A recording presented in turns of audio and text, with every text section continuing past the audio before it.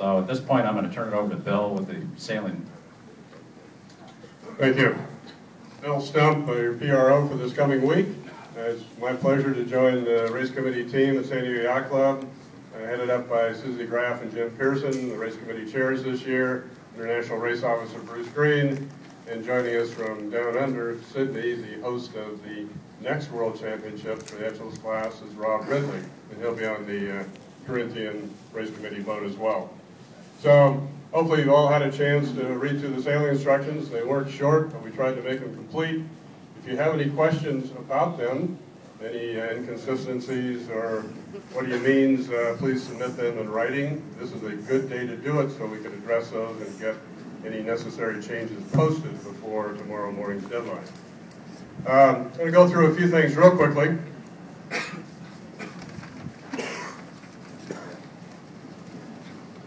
Schedule of races. Contrary to what we've done this past winter and spring with all the qualifying races and the other Etchells events, we are doing the first warning at noon each day, first warning at noon. However, our towing armada will still be leaving the dock at 9:30. We need to get out there a little bit earlier. We're going to go a little bit farther down from Point Loma because we have a longer race course. So 9:30 for tows, but noon for the first warning. This is a 9-race event over 6 days, so quite obviously 3 of those days will be 2 race days. And those of you who have used to me, lunch breaks are not really an option. As soon as we get everybody finished and get the lines reset, we'll start you off in that second race. And trying to maximize our good sailing time. And also, we will undoubtedly try to do those 2 race days early in the regatta so we're not hanging on at the end worried about the weather. For those of you racing the Orca Bowl, we have a 3-boat starting line. Try to put these high. So you've got 42, which is a bay liner down here at the port end. You've got Base Camp, our flight standard race committee boat up there at the starboard end, and in the middle, the big race committee boat, Corinthian. Our procedure is we anchor 42 first. That will be your check-in boat. It will be flying the Lima flag. And then when we figure out what we're going to do, we will anchor Base Camp, and then finally we'll drop Corinthian into place. As it says in your sailing instructions, between the orange flags on each boat is not necessarily a straight line. These are 2 separate starting lines. So if Corinthian happens to be down here, don't start up here. So, but we will try to get that as close as possible. But with 3 boats, it's always difficult to get them perfectly lined up. We have a lot of instructions about coach and support boats. They're almost a page long. This is standard Etchells class language. We've added a couple of new things. One is that at 11:30 each day is the time that the coach and support boats break off communication, touching, handing sails and lunches back and forth with all the boats that they are out there on the course with. So I'll give you a call on radio at 11:30. Let's make sure you know that. The other thing that is standard in the Etchells class rules, but I'm going to re-emphasize it here, is you've got,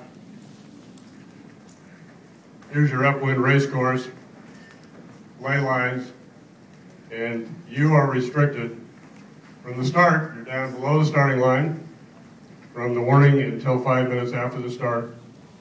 And then you can go up the port side of the course, 100 meters outside the ley lines, 100 yards if you prefer. And you can't go above the weather mark or below the leeward mark for the rest of the races, nor above the upwind finish line, nor below the downwind finish line. So your dog run is fairly limited here, and we will have boats out there patrolling it. Obviously, you know, a lot of boats on the water.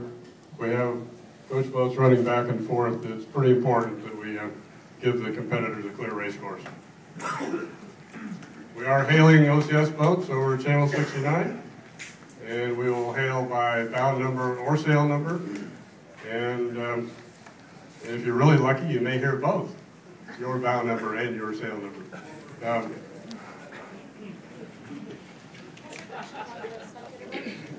Sure. What actually defines a spectator versus coach boat?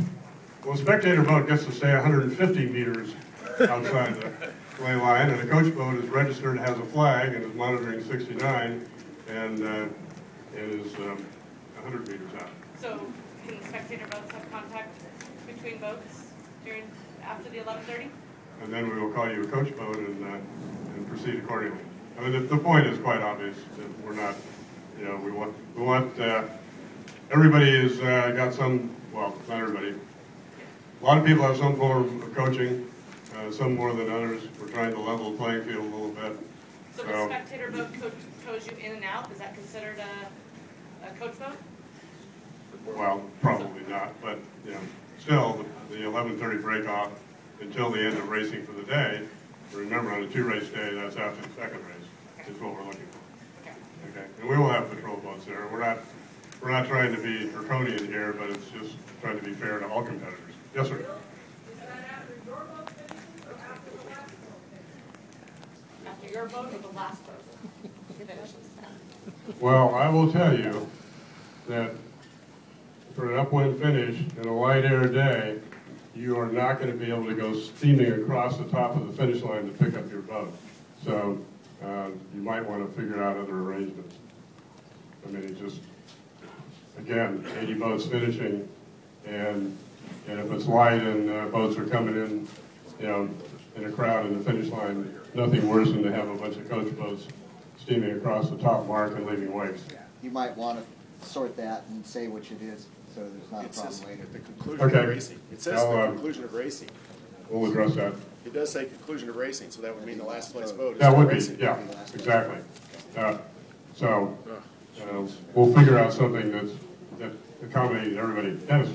You know, in the Orca Bowl, I was on the left-hand side on the second beat several times, and the coach boats and spectator boats definitely made me tack before I wanted to because of the wake. So I don't know, you know, it depends on how 150 yards in a little boat or 150 yards in a big twin screw power boat, the wake is a factor. So I don't know how you're ever going to monitor this, but they don't necessarily, you know how to sail. They're just out there having a good time. How are they going to know where the ley lines are? So it was an issue in the Orca Bowl, and with twice as many spectator boats and twice as many people that don't know what they're doing, it's going to influence the racing. I wasn't on the right side that much. I don't know if it's the same, but the left side was definitely an issue. They just power along down there watching, and then they go out there, and then they start turning up to the finish line, and you're on starboard. You know, it's like sailing into big waves. Right, and we no doubt that can be a problem. We do have patrol boats as part of the race committee to try to keep this as civilized out here as possible. Again, the coach and support boats are only going up and down the port side of the course, looking to windward. If it gets to be a problem, we'll just put everybody in jail. We did this for Olympic trials. You just put a box down below the starting line. You can anchor or you can drift, but you're going to stay there. The thing that just, you know, for your coach boats, understand that if you're steaming back, you know, after the weather mark roundings and you're coming like this and making that turn, you know, even if you're the right distance away, but if you have a big boat, when you make that turn, your waves compress there and multiply in size. So just be, you know, obviously mindful of the competitors. So, if you're a racer, I'm sorry, I missed this. Go ahead. About the two orange thing. After you finish, you have to go around on the outside, or I'm not sure about that. No, this is just to show you the ley lines. This is not a mark out here. Oh, no, I know, but I mean, if you get our boats, oh, just the power boats. Yeah, okay. All right, somebody had a question about change of course, which we will do, and we will announce that over the radio as well as the usual signals at the mark. So if you hear the beep beep beeps and you see the flag flying, Charlie flag flying ahead of you, you turn on your radio unless you have it on all the time. And we will make sure we tell everybody what the new course will be so you don't have to worry about actually seeing that signal when you sail by. Other questions? Mr. Stump, coming back to the finish and having boats going across the line where all the support boats are going to be on the left, and given that, as Pat brought up, no boat can get to the right until the last boat finishes, does that mean that no boat can get towed toward Point Loma until the last boat finishes? Well, what his question is, you know, for the final beat to the finish line, and all the coach boats are up here milling around, and we're waiting until the last boat finishes before they can break out and go across and pick up their tow, which may be a long time. So we'll try to figure that out. These are standard class rules, and maybe down under the harbor's this way, so it wasn't a problem. But we'll tack to port. So the boats that are finishing can tack to port and go to the left side. Yeah, it's just a matter of, you know, providing some space here between the finish line and where the line of towboats is going to start going across. So, Most of them had us go to the right side. okay, well, we've got everybody's input, and we will look at that hard today, and if we think we can figure it out in a better manner, we'll post an amendment. Any questions? Pardon? Yeah, I'm sorry. On the starting line, for those of you raced in the Orca Bowl, the Corinthian's here. Corinthian is doing all the sound communications, the horns, and all the Rule 26 communications with flags. These boats will have orange flags on them, so, showing the starting line or the finish line when we get to the finish. And they will also display the individual recall or the general recall flag if necessary from each of these boats, as well as from the Corinthian. But all the sound signals will come from the Corinthian. And admittedly, those of you who raced here, the placards for the distance and the length of the weather leg, the length and the bearing of the weather leg are fairly small, but we will be announcing all that stuff over the radio. So hopefully it will be clear to everybody. Will you be able to do countdowns for the start? Because it's really hard. Sometimes you can't see the signals. And we did that for the Orca Bowl, and I think it worked out pretty well, so we will do it again. Okay. How many practice starts are you anticipating today? Oh, I'm sorry. For today, we're going to do 3 practice starts. We'll just use the sailing instructions for the Worlds. We'll let you go for 3 or 4 minutes and fire 3 horns, and you can come back and we'll do it again. And the 4th start will be the race. The race will be a 3-legged race, windward, leeward, finish up wind, so we will shorten it at that second weather mark so everybody can get back in time and do whatever they need to do. Join us at the opening ceremonies. Have a great event.